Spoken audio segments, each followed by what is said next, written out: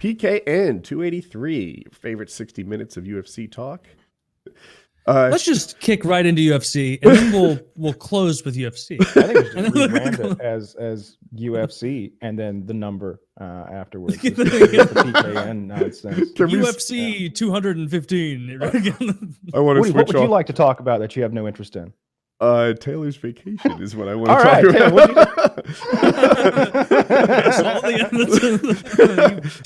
about. Kyle looks like he has more sun than I do. You look like you spent some time outside, but yeah, it was fun. I got like the week before we left, my girlfriend got like a head cold kind of thing, like, sore throat, stuffy, sneezing, coughing, that kind of shit. And I was like, I swear, I know I'm going to get this on the cruise now. Like, because you're giving it to me now and it's going to gestate in my body for like 5-6 days. And then we're going to leave and I'm going to get on there and I'm going to get it. And I did get it. Demonstrate the power of negative thinking. Yeah. I was trying to be positive. Yeah. But I was like, I'm not letting this slow me down. It's not that bad. It's fine. On the ship itself, zero nausea. Not even a little bit. Didn't bother me at all. Slept fine. A-okay. It was just I was sneezing and coughing, but I was drinking Dayquil like it was going out of style. And so I was fine for all the activities and snorkeling and shit. And so yeah, we went to Mexico in Cozumel, and then we went to one of the Cayman Islands. I don't remember which one. And that was pretty neat. I both liked and didn't like walking around the real Mexico outside of like the Cozumel resort. Okay. Because first of all, if you ever want to feel like the tallest man, go to Mexico. You feel huge. You're just like, man, I'm like Mac, and It's Always Sunny. I'm barreling towards people on the sidewalk. And it's just, my high school girlfriend, it's relevant to the story. Really beautiful girl with big boobs, and she had blonde hair. So she went to Mexico, and she's trying to tell me this story, and I'm not having it. But basically, if you're a beautiful big boob blonde in Mexico, you're the shit. People were like just happy to touch her shoulder, to touch her hair. She was this novelty, like a fairy or something, and couldn't get enough of that attention, which made me feel bad. Carry on. Well, nobody wanted to touch me, which is what you want in Mexico. Speak for yourself. There was one guy who was like trying to sell me a map while I was waiting for my girlfriend to like look around in some like chintzy little shit store, but he kept like walking erratically and number one, I didn't see any maps in his hand, which is so, ain't on a map. You don't seem to have any, sir. And it's like, I can get you one. I was like, yeah, I don't like how you're walking in like a weird crescent around me, making me like turn towards you because I'm holding like a beach bag with our shit in it. And so I just ended up going into the pharmacy and waiting there. It was really cool how you can just buy anything in a Mexican pharmacy. I've never gone to a real one. It's like, do you like it straight up said there? It's like, Oxycontino. It's like you can just buy that shit if you want. Or you can. They're selling the most powerful dick pills on the market right there. Still not steroids. Talk to me about steroids. I literally saw that. I saw that they had TRT there. I don't remember the brand, but I looked up and I was joking with my girlfriend. I'm like, hey, how about I get myself on a little TRT, see where it takes me, just kind of experiment with my life. And she was like, no, you're not taking Mexican testosterone. And so, not the you don't want that. You'll just start shrinking. You'll look like all the Mexicans. You'll get darker and shorter. But yeah, that was fun. I always loved the beach. I read through The Institute by Stephen King throughout that trip. Haven't read that one. Yeah, apparently there was a series about it, but it got very bad reviews, so I haven't watched it. But the book itself was very good. That's not the one where they find the prisoner locked away in that like secret part of the prison, is it? No, this is the one where like this won't give anything away, but like there's a secret base in Maine because it's all of his shit is in Maine. Yeah. And it's basically like a, covert of the covert military operation where they have all these feelers out. And if they find a kid that demonstrates even a little tiny bit of telekinesis or telepathy, they'll kind of like steal them away in the night and then put them in this institute where they do a bunch of experiments on them. And the kids are, trying to figure out what their purpose is there, and they know that like after a couple weeks there, they get sent to the back half of the building, and then you're never heard from again. and they're like told, oh, that's where we erase your memory and send you back to your families. And most of the kids are like 9 to 13. And so like you get like Stephen King is like, he's so good. What happens he's so to them? good at sucking you in. I'm not going to tell you what happens. Oh, you got to you read rotten the book. bastard. Yeah. It's so detailed. I had a ton of fun sitting there.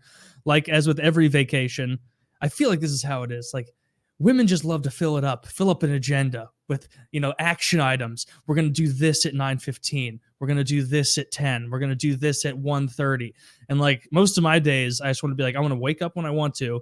I'll do like 1 or 2 little things. I'll go swim in the ocean and whatnot. And then I just want to sit on the beach and just fucking read and just like lose myself. Just enjoy the sea breeze and the smell and all of it. I really enjoy that. Was it too sunny to read? On these Mexican Oxycontin.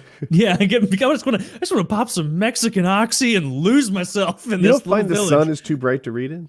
Is that just me? No, I sit in the. Well, first of all, I reapply SPF 50 like every 75 minutes because it'll ruin my time if I get. That's why I don't look. I'm a little darker. You can't tell because of my my monitor's lit up right now.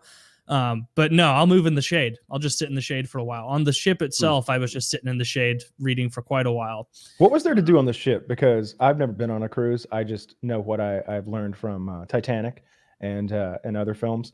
Is there like that shuffleboard thing where you go out there with the old people and push that puck around? Is there a pool on there? Yeah, there was a big old pool.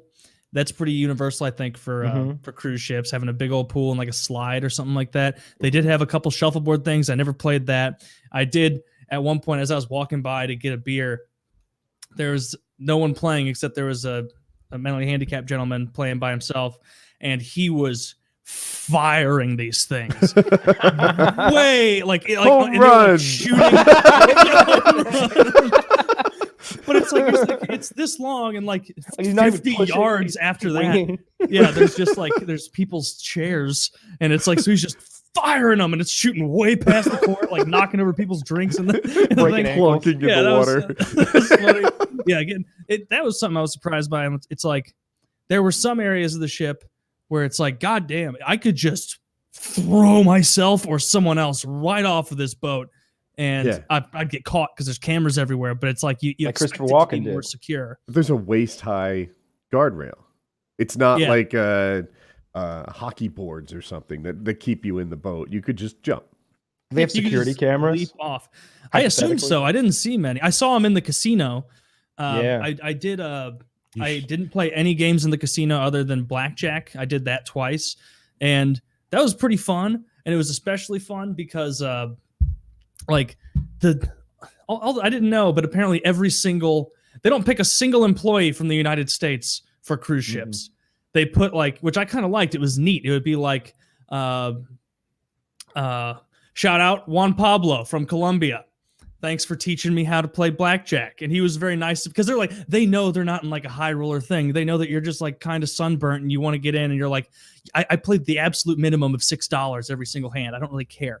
And so like I would be like, hit me. And he's like, see, the reason that's not a good idea is because you see my card I flip right here. I have a 6. 6 is the worst card for me because I am very likely to have to hit on the 17th. So if I get an ace even at my best card, I might hit again. I'm going to bust.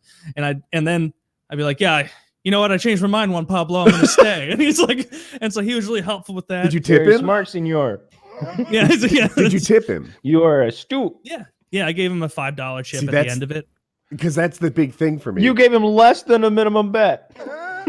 Well, I mean, it's $5. Did you consider that? I wasn't going to haze him about his tip, I was but only thought getting the I was only like taking out like $50 and I was losing most of it. No, I lost all of it. I lost $100. That's like you're playing the slot machines and you tip the waitress 2 dimes. That's true because it's not even a quarter. Thank you, sir. That $5 would be a fortune to my family. Really? Pumping quarters into the slot machine. It gives 20 cents. All right. I only gave it 5 because I had a 5 and a 1 and a 5, and I used my last 5 and a 1, and I didn't want to buy any more, so I just gave him that. So anyway, I like Juan Pablo's idea here because he's like, look, this casino is going to pay me the same amount, regardless of how well Taylor does. But the better Taylor does, the better I get tipped. I work for Taylor right now. I like that idea. That's a good Well, point. he was very friendly. The drink tip thing, turns out you don't need to tip on the drinks, and it wasn't until like my fourth drink that I bought there and I was tipping 20% as I usually do on everything. And I was still wondering, like, God damn, I know this is a cruise, but this is a lot of money for a Bud Light. And then I checked, 18% gratuity included on every single drink that you buy on the cruise. And so you're tipping on the tip too. I was tipping on the tip for those first 4 drinks. So it was like, I guess I'm just not going to be getting very drunk on $16 Bud Lights. You're literally tipping like 45%. It was. I quit doing that after the first like half a day. I felt like an idiot. But they had a bunch of like shows and shit. I didn't go to a ton of those. There's one musical singing like rock and roll thing that was pretty neat that I liked. My girlfriend liked that a lot. I really just liked bumming around the boat. They do all these they'll like have people make an ass of themselves like on a big stage in the middle of the pool area, and they'll be like one.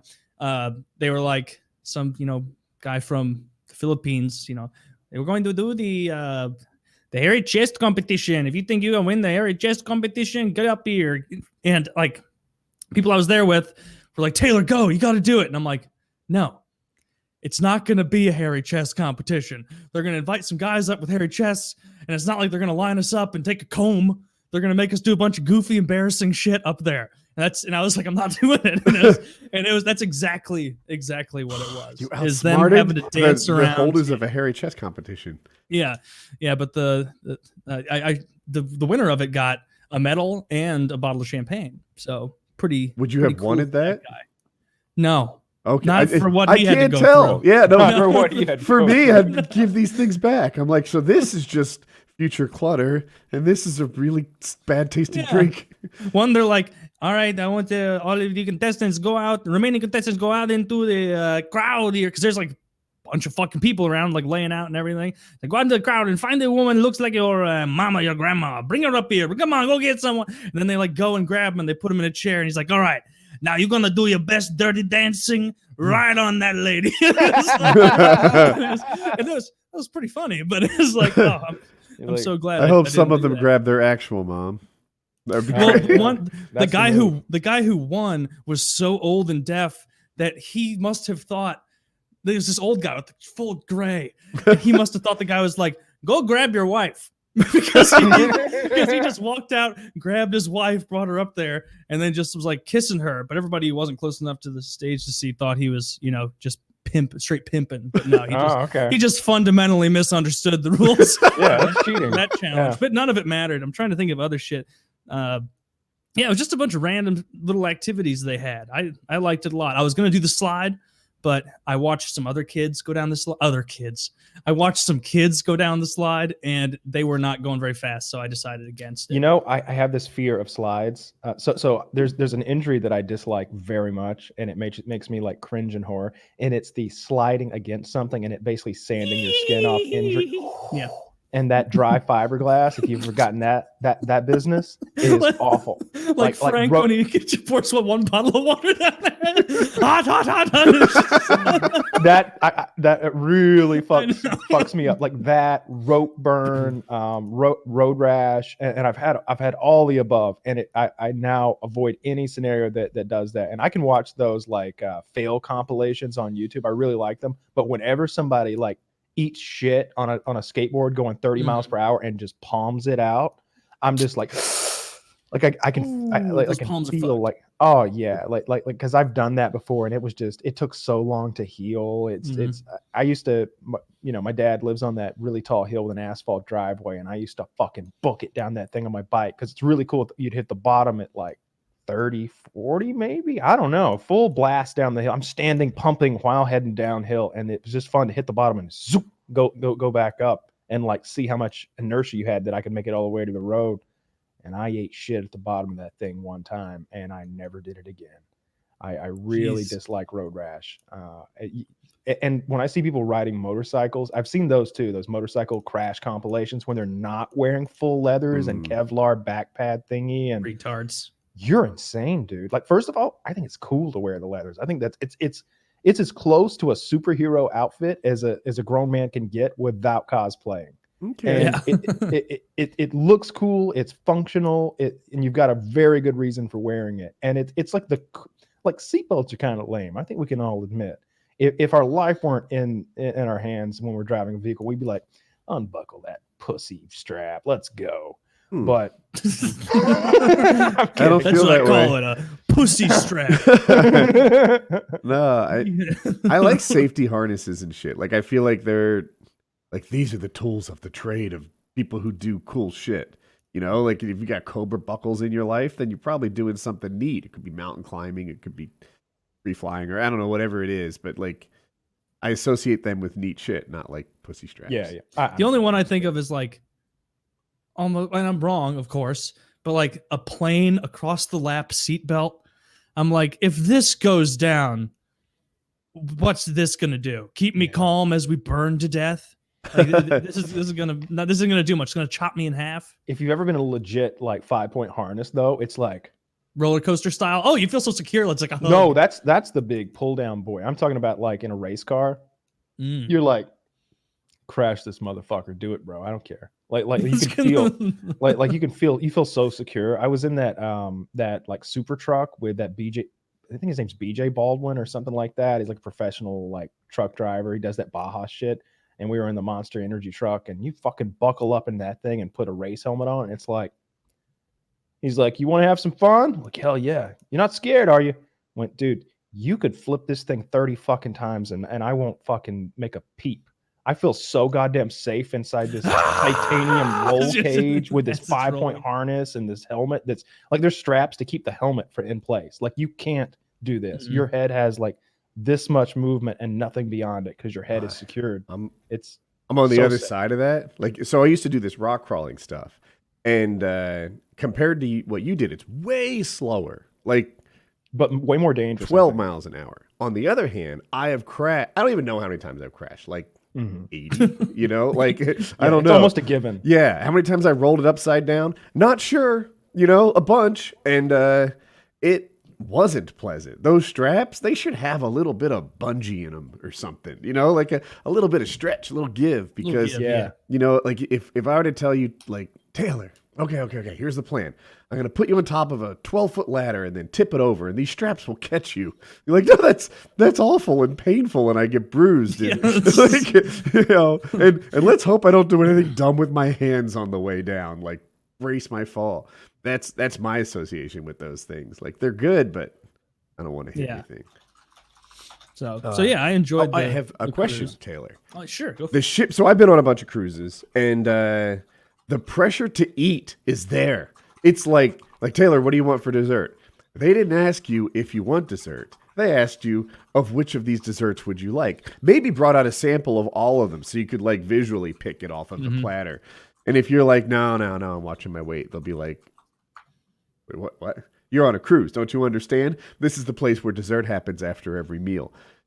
How was the food? How were you? How was the food? How did that whole thing? Because that's a big part of the cruise to me. Oh yeah. The really, it's just a way to feel like you're doing more than you really are, but it's just about consuming. It's about eating and drinking and soaking in the sun. And I ate a ton.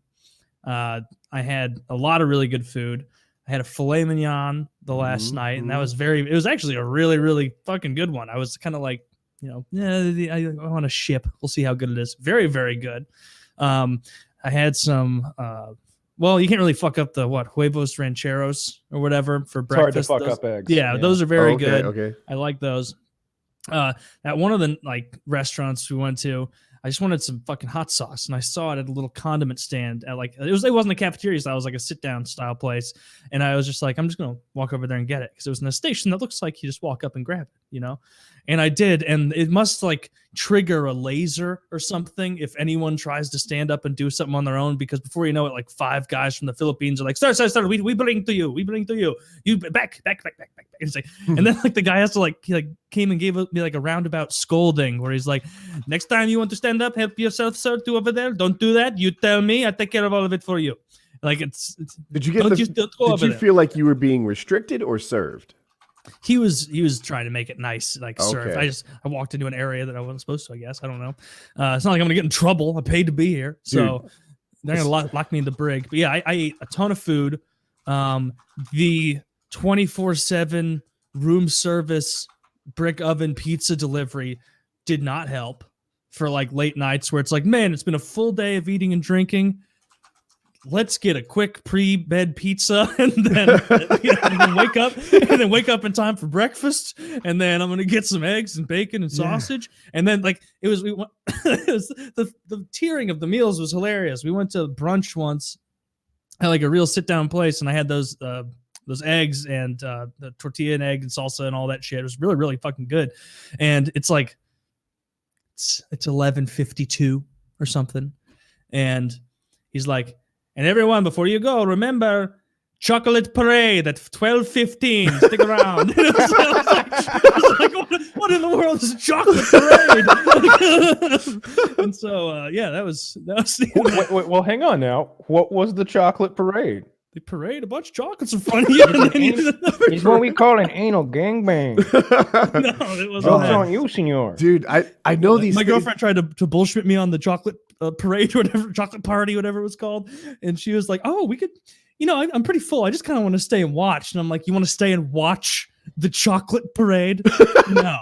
No one wants to watch the chocolate parade.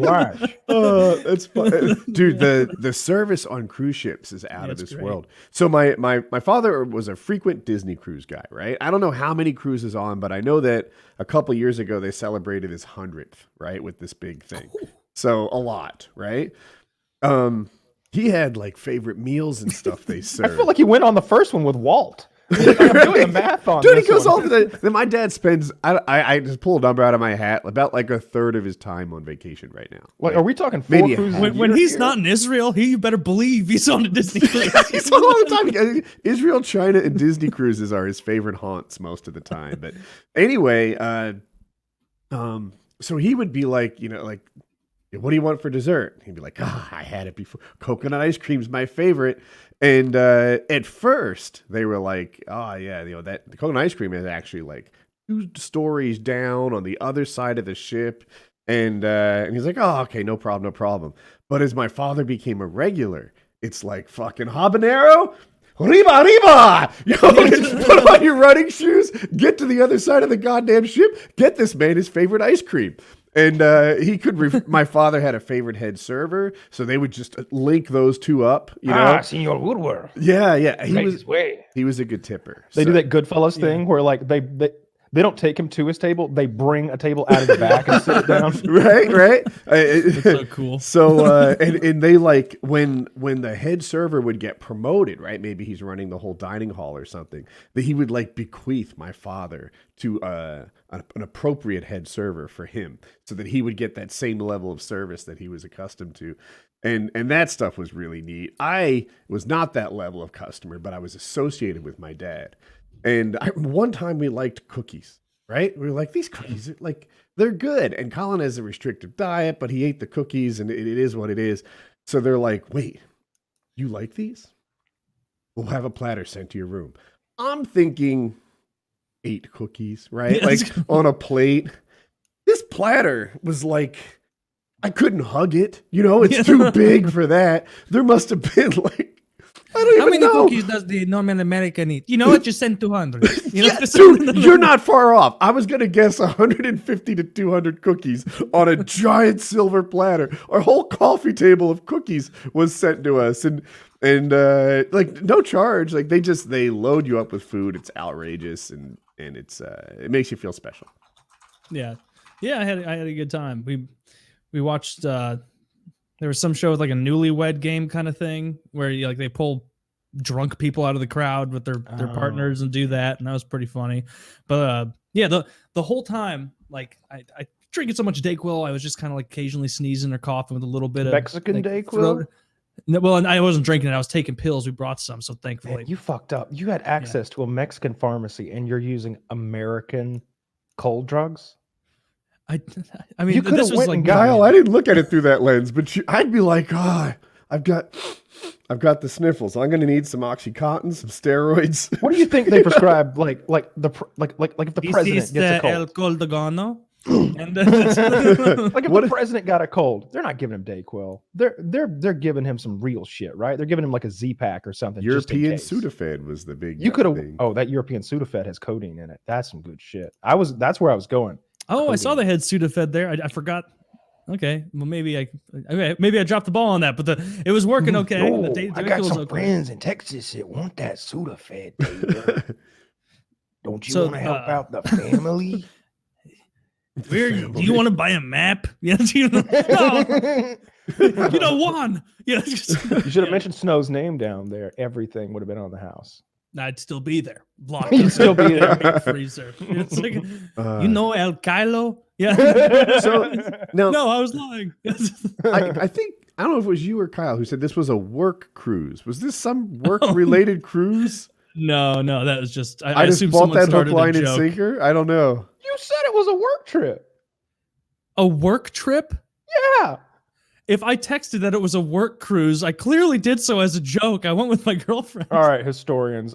I could have sworn he said on the show that it was a work trip. But the only reason I was making a joke is I was like, sure, it's a work trip. A work cruise? Uh-huh. Like I was having a hard time believing it was a work trip. No, But I thought apparently you guys it had been absolutely joking. was a Yeah. vacation. Okay. Yeah, it was just a vacation. I could have sworn you claimed it was a work trip. No, there would be no worse place to get work done than the Wi-Fi of a cruise ship. I thought. I mean, I they- those like a what do they call those? Oh, things? like a team like building a work, event, like kind a of team thing. building workshop type thing.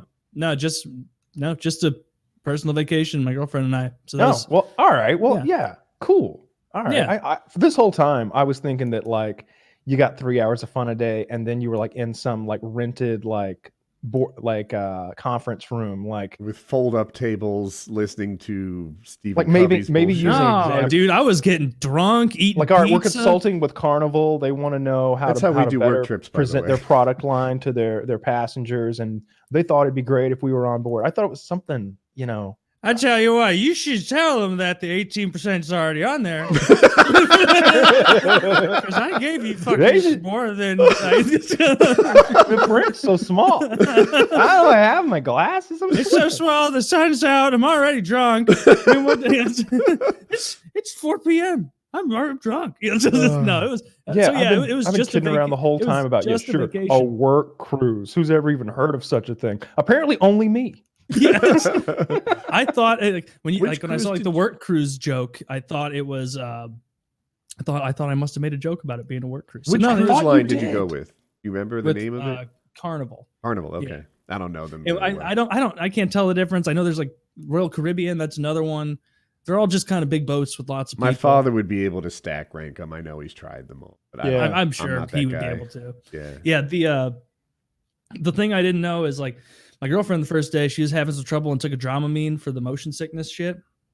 I was feeling like a king, being like, man, roller coasters, cruises, you can't make me sick. It doesn't bother me at all. I'm the motion sickness king.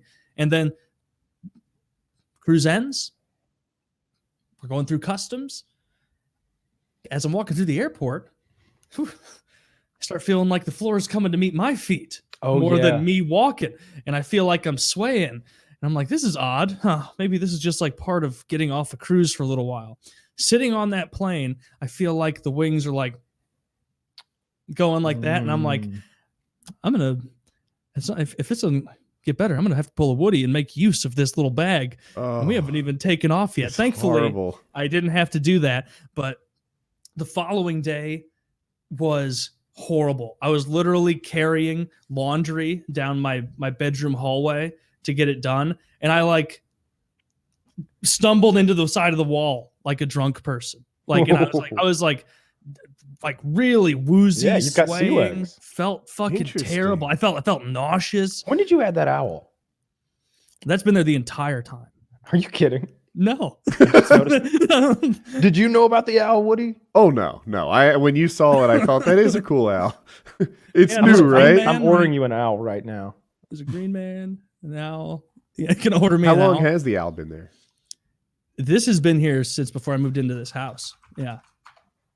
The owl came with the house owl. somehow. They knew. No, I had the owl. My mom bought it for me as a joke Oh. like 2 years ago because she's like, you know how everybody on your podcast says you look like an owl? Well, I thought this owl was funny, and I was like, oh yeah, hooray! But it's been here the entire time.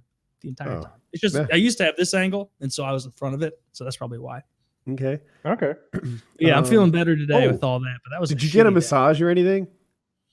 I did not. No. Dude, so I've told the story a dozen times where it was like couples massage. They go in, they massage you, they leave you alone for like 30, 40 minutes, and they come back and massage you again. Clearly, you just fucked.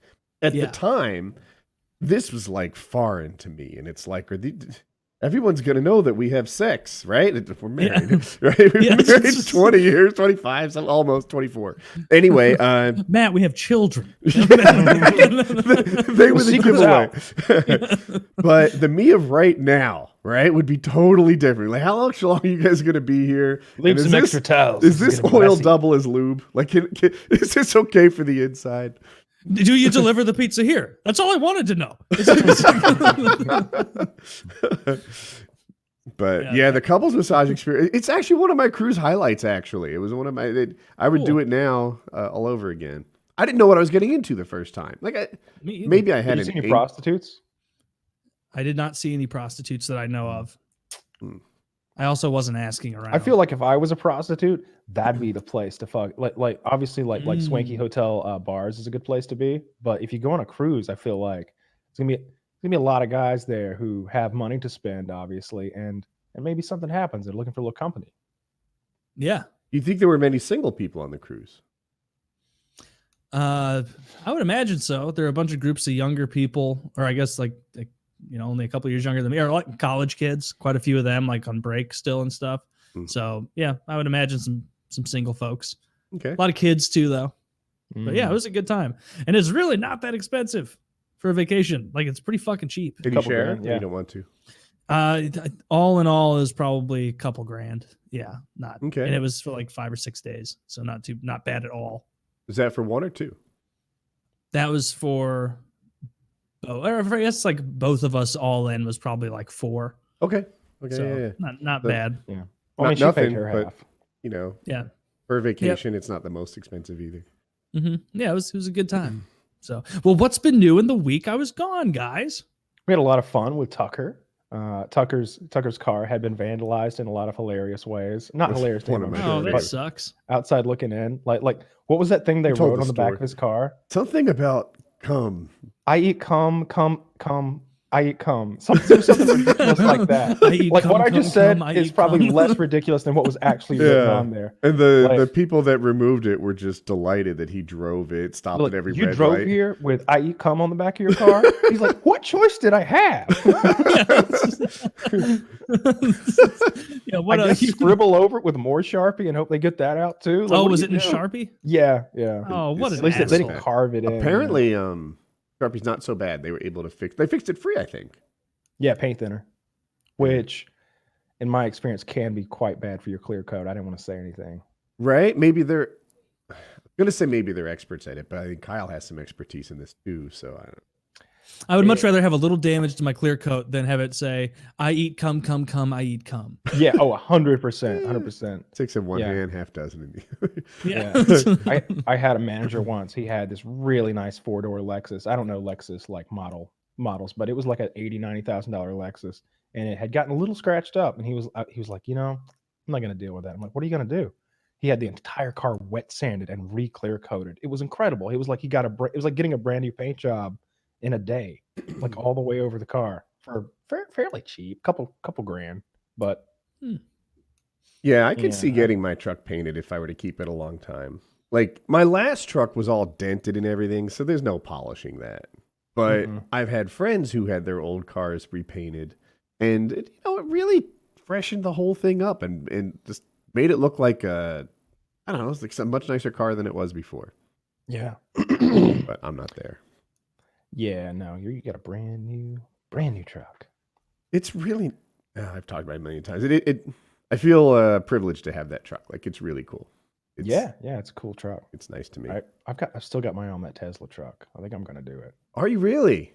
Yeah, I'm like 75% sure I'm gonna do it. I need to see one. I need to see one in person. Like I don't want to just like buy it sight unseen. I would do that with so many other things, but I really need to sit in this truck and see like exactly how big it is, because you can't tell. That's Like, smart. Yeah. It's just touching the dash. I heard the dash is like a granite countertop. No, that's a I prototype. get fooled by those fucking weird angled pictures of girls, so I'm definitely gonna get fooled by a car on a fucking a- stage with spotlights and stuff. What an incredibly dangerous choice of dash. Yeah, I Granite? thought you couldn't do that. it's It not wouldn't mean. granite. Okay. All I could say is the people who did it, like Marquise Brownlee and stuff, described it like that. So let's assume it's not granite, or if it was, that's just a prototype. That then it'll be something softer in the when it goes production. But that kind of stuff, I just want to touch it. I want to see it. Like I'm with you on that. Everyone has a different personal bullseye for what they're looking for. But the Tesla self-driving stuff is super attractive to me. Having had a taste of it with like good cruise control, in for a penny, in for a pound. Like I would love to have something steer. Yeah. That's not that big of a deal for me. I really like the electric nature of it, and I just like the aesthetic of the whole thing, and that it's just this ridiculous looking thing. Does it I bother kinda you like that. at all that you would get attention? I was like just about to say when you filled the gas tank. I don't know where I came up with that. You know, when you go to the gas station with I should it. pull up to the gas pump, get out, look at all the other. Hey, losers! See ya. You're just driving by gas stations. Just holding up your middle finger. But yeah, like if people, even if they have nice things to say, like, "Hey, that's a nice truck. How do you like it?" That thing captured my imagination when it was announced. I would still, there's a little piece of me. I think it's like, actually, the worst part is I have to talk to strangers now. No, I like that. Okay. Yeah, I like that. I wouldn't mind the attention. How much are they? 40 grand. That's way less than I thought. Yeah. Yeah, I feel like I'm compelled to add that they start at 40 grand. Kyle's right. That's the state. But they go That's up about to the self-driving. Yeah, the self-driving in particular, even though it's only software. It's interesting. Tesla has determined that it's easier to manufacture, like with all that self-driving stuff built into it, than to configure each truck differently for the buyers. So if Kyle 3 years later wants self-driving, it's a software upgrade. All the cameras and stuff are in place. So I think I find that really interesting. Yeah, Can you I think it's like jailbreak $8,000. your Tesla truck? Yeah, but they always have they're getting and receiving information back and forth. I'm sure they're like updating the software as time goes on to probably perhaps make it more efficient or add features to your display or something. This guy's jailbreaking his car. Yeah, Oh, he they didn't would pay the fucking 30 lock grand. you down. Beam down the child porn into his vehicle. So Yeah. this is a thing I know a little about because I Deliver. follow it on YouTube, and my Google News is catered to electric vehicle news. Anyway, people are jailbreaking it, and Tesla's not enforcing anything. They're letting it go. Like they're not very serious about that so far. A lot of times people are jailbreaking it because they're taking like two cars that have been in accidents and making a new one. Yeah. And in theory you can't do that, and things don't match, but Tesla has not locked down anyone if you knock yourself out. But it's a big investment and you want it to be future proof. You don't want Tesla to change their mind and say, now you can't. Yeah, I would just get the one engine one that's 40,000, and then I would probably I don't know, I would see how I liked it, but I don't know if I would get the self-driving thing right away or not. I'm just not that crazy about it. I'm more interested in never buying gasoline again and the look of the thing. And we kind of looked at like the 0 to 60 times of you can get them with 1, 2, or 3 motors, and I guess the 3 motor thing is just a fucking rocket sled on rails. It's crazy. The 1 motor one is pretty equivalent to like a nice V8 regular truck. Yeah. And I guess the 2 fucking motor one will outrun my Camaro probably. Like it's the one silly. thing to check is does 1 motor also have 4-wheel drive? Because I think you'd want that if you were to go to Colorado. Yeah, and I'm definitely going. Yeah. Now I'll do whatever it takes to get 4-wheel drive. If that requires 3 engines, I know. Yeah. then I don't want an $85,000 silly looking car. Like if I'm going to do that, then I'm going in a different direction. If I'm spending $85,000 on a car, and I don't want to spend $85,000 on a car anyway. Fuck that. 40,000 seems like a comfortable price point. Yeah. That's what I paid for my car. Yeah, it's fine. But do you want to touch on the combat sports that happened this weekend? I did watch the GIF. Let's put it. So you saw the whole fight then? Yeah. So I saw the whole. It was like how long? A couple seconds. 40 seconds. Yeah. But nobody was picking Cerrone over McGregor, or were they? All right, Somewhere. I try not to. I'm all cautious, gun shy about UFC talk, but when the fight was announced, I was like, this is bullshit. Conor's going to crush this guy. I listened to the hype. I listened to the promotion. They had me convinced. I think I might have even been picking Cowboy by the time the fight went live. They had so effectively brainwashed me into thinking that, all right, Conor's got better hands, but Cowboy's got the ground game. He's got the kicks. He's got far more avenues to win this fight than Conor does. All Conor has is a left hand, and apparently a right shoulder. And Left shoulder, yeah. Was it a left shoulder? Okay, Yeah, it I'm was. sure. Okay, And a head kick. and a head saw kick, that. which he's very happy about. And yeah, so going into the fight, they had turned me around from what I knew, which was that Conor was picking an easy win. That was my initial thing. They changed my mind, and it turned out they made me wrong. So now Conor won so effectively. It's interesting to what's next, right? If he were to get a title fight at 170 because of the Conor effect, that wouldn't be weird. A title fight at 155, tougher sell because Khabib is not a Conor fan, but Khabib's a 100 million fan, so maybe that would go over well. Or he could fight my personal favorite, Masvidal. I'd like to see that fight. There's a lot of interesting things. His coach is calling out Gaethje, which is interesting. There's Gaethje at 170. Conor's relevant again. Another and then on the other side, I would really like to see Cowboy Nate Diaz. Nah, Nate'll fuck him up. Probably. Masvidal's fighting Usman next. That's the fight that both of them are talking about, and what Dana's saying is the next fight for them. And then obviously Tony is fighting Khabib. And but just to push back on that, like sometimes if they talk about Masvidal Usman, that can be a Conor Masvidal negotiating tactic. Like it's not always as simple. Oh, Masvidal's ready to sign up. Like Masvidal and Usman are both there, like begging for the Conor fight. Like they're just both there in the crowd, hoping Conor's going to call one of them out because they want it so bad. Yeah, it's it was really fun for me, obviously, because I'm such a big Conor fan, to just see him just dismantle Cowboy. And that if he threw, Chael was talking about, he threw 20 strikes, 19 landed. And if he'd hit him with that first left, it might have just been one strike.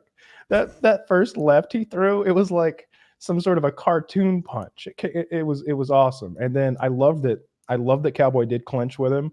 And then that was his undoing. He broke his orbital and his nose with those shoulder strikes. I knew about the nose. The orbital was news to me. Yeah. And Bisping said that Conor had a weak chin. I said it poorly. The Cowboy had a weak chin, and that like those shoulder strikes were not that effective. Shoulder strikes are merely an annoyance. This is world champion Michael Bisping saying this, not me. Mm-hmm. He's like, people throw them, and I'm just like, would you stop? They're just annoying. They don't do anything. Let's get serious here. He's like, don't tell me Conor trained his shoulder strikes, and that his shoulder strikes are somehow different and more effective than any other shoulder strikes thrown throughout the history of the UFC. Bisping's got me like, yeah, I guess he's right, and he is Michael Bisping, so he knows. But it has nothing to do with with Cowboy's chin. His nose and eye broke. Like the bones in his skull were broken. I know. These must be good shoulder strikes. If the they look like if you watch it again, like Conor's eyeballs. Jumping into them. Like he's not just throwing these. He's full body torque and jump. If anyone throwing them touches, probably a lot of people are watching this on audio, but on your shoulder right before your deltoid, there's a really hard spot. It's all bone. I don't know why shoulder strikes have never been effective really until Conor threw them, because I saw 2 clips of people destroying with shoulder strikes. Of course, like RMMA like dug up to like one of them. The guy knocks the guy to the ground with a shoulder strike. Really? Yeah. I didn't know the fighters. It's probably 8 years old or something. I have a theory. I have a theory that shoulder strikes aren't normally effective because let's say I'm fighting you and you're in a position to hit me with your shoulder. Mm-hmm. I probably have my hands all over you, and it's very difficult to surprise me with a shoulder. Maybe I've got my hands behind your neck or something, and I, for a shot to be really hard, it has to be a bit of a surprise, or maybe I need to be moving down at the same time you're moving up, and maybe shoulder strikes don't normally work well because when you're touching them, they're telegraphed. Also, it helps that Conor's like almost 4 inches shorter than Cowboy. Cowboy's like 6'1" and Conor's like 5'9" or something like that. So like he's able to really generate some movement. Like the distance between his shoulder and Cowboy's face is much farther, so he can generate some power. Did you hear Chael retell the story that Michael Bisping told him about Masvidal? All right, well, I won't retell it again. I thought that was gangster as fuck. In fast forward, for people wondering, Masvidal got into a fight in like a club or something with two dudes, and then he goes to, I think, the men's bathroom. Another dude walks in the bathroom, and Masvidal knocks him out too. And everyone is like, how did you know he was even related to the other two? He's probably in there to pee. And Masvidal's like, well, I couldn't take that chance. Yeah. And I'm just like, that makes you a bad guy. You know that, right? Like, I am. He'd be like, yeah. I just, I see myself, when I hear that story, I'm not Masvidal. I'm not the first two even, because I wouldn't pick a fight with. I'm the guy number 3. I'm guy number 3 in that story. Like, oh, this is kind of a nice bathroom. Hello, sir. How are you? Pow! Right? Yeah. That would be the role that because I'm not gonna pick a fight with Masvidal. No one's expecting that. Like to get clobbered in the bathroom as soon as you walk in. And he's a professional athlete, so for him to say I couldn't take that chance, that's like me in a bathroom at a middle school that ends in 8th grade saying I couldn't take that chance. Like it was either me or the kid. No, you'd be fine. You could let the other guy throw twice. He was a big kid. I wasn't going to take the chance. He's a real big kid. You're Jorge Masvidal. You're one of the top drinking number.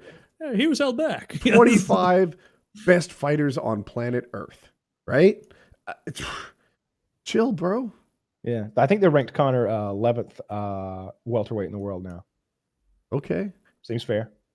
Yeah, I can't fuss. A little hard to get a title shot. I don't know who the 10th best is. Do you? Yeah, I mean, I don't know. Like, all right, sure, do it. Yeah. Conor has a bit of a 170 record. Like the criticism I give. John Jones has a lot of 185 pounders on his resume. Sure. Conor's fought 3 times at 170, and they're all 155 pounders. So I put it's a almost little like he's trying asterisk next to it. Yeah, well, that's where they should be fighting, though. That's the thing. Like most of the guys like Usman, he shouldn't be fighting at 170. He should be fighting at 185 or whatever. He should be a weight class up. He's the world champion. I know, that's why, because he's so big. Yeah, but he's really good at it. I know, because he should be fighting at 185. They're all middle schoolers to that behemoth. Okay. I don't know. I wish they'd fix the weight cutting thing, and guys like Conor's size were the 170 pounders. Like Khabib belongs at 172. Yeah, 170 also. And he's missed weight a couple of times, so that would further your argument. Yeah, I'm looking forward to him and Tony. But yeah, that's probably enough UFC talk. I really enjoyed it. Right. I cheered. I was clapping like, yeah. 10 seconds of more UFC talk. Roxanne Modafferi, huge underdog. A friend of mine because she's a friend of Joe's. She toured us around Japan and stuff. I spent a few days with you met her? Yeah.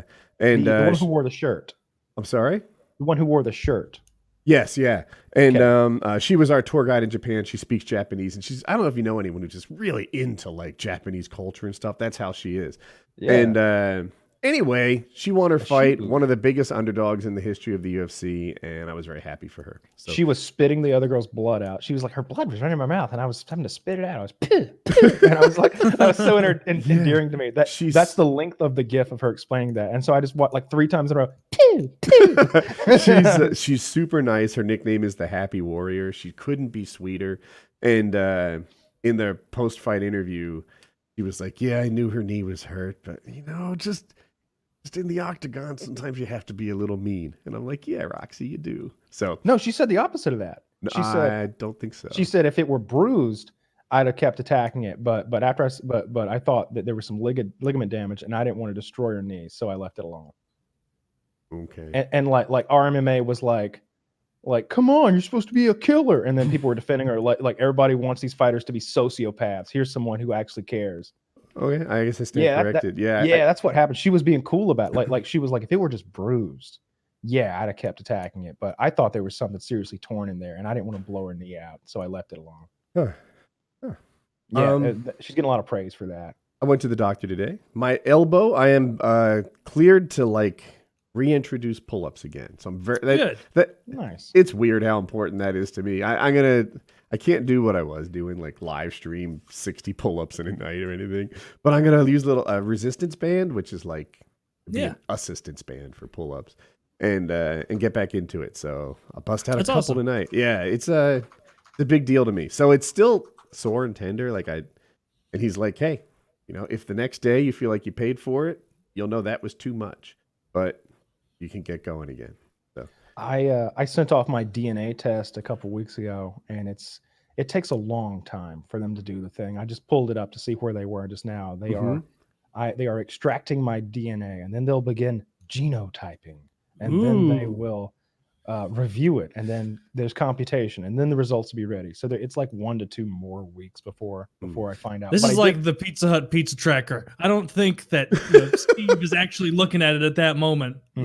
Quality checking my pepperoni. I remember at Woodycraft, like I had to I tried to investigate people who were robbing me, and you'd look up their names and the websites would be like checking here, checking there. I'm like, this is just a fancy graphic making me wait 8 minutes. I don't think it has anything to do with what happens in the background.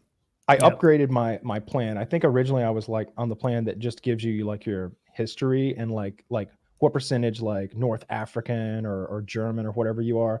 But for like $100 more, they right. I was like, well, I got to do it. They show you like all of your likelihood to get things like Alzheimer's and cancer and your predisposition to certain medical ailments and some other stuff too. They do like a whole like family tree search thing. So I was like, this will be a fun topic on the show when I find out that I'm like 8% Native American and I show up in a full headdress. Demanding a job. That'd be hilarious. Kyle's new casino. Man, I hope I am. I'm gonna guess. I'm gonna go ahead and jump out there. 2% Native American. 2.5%. You think you're like that. Okay? What makes you think that you're part Native American? They always said my great grandmother or something like that was Cherokee. I don't know anything about that. And it's one of those things where and the whole reason why we did this, if you don't remember, was like I was shitting on Elizabeth Warren, and I was like putting myself in her shoes. Like, would I have like made the claim she made because of high cheekbones and someone saying this in my family? It's like, I kind of have high cheekbones and they say it in my family too, but I didn't put it on any fucking applications. Yeah, I didn't tell anybody. This is the first you guys ever heard of this. You know me for a decade, right? Yeah. Like, because who fucking cares? Right. But she's like trying to get ahead in the world based on that. And I find that to be despicable, mostly because I dislike her as a human being. Also what she's doing to Bernie Sanders in collaboration with the CNN and That's true. But I want to know, what do you think the biggest surprise might be? I just don't think I have any African heritage because my family are all seem to be just so racist. No, because I feel like I've got some Germanic features and maybe even some Slavic features. So I just feel like my people are from much more farther north from Africa. So that'd be a shocker. So would any sort of Asian heritage. But the native. So I'm guessing some sort of Germanic. Maybe Eastern European or Central Europe kind of stuff, maybe a little bit of Slavic stuff perhaps, but I just can't imagine that there's any like Italian or like North African or Spanish like that. Yeah, I don't think so. I've got straight hair and I my mom's blonde and my dad's got like jet black hair and I just don't think that's going to be in the cards. But I'm really hoping for the Native American thing. That opens so many doors for me for Joe. I hope so too. I hope you get.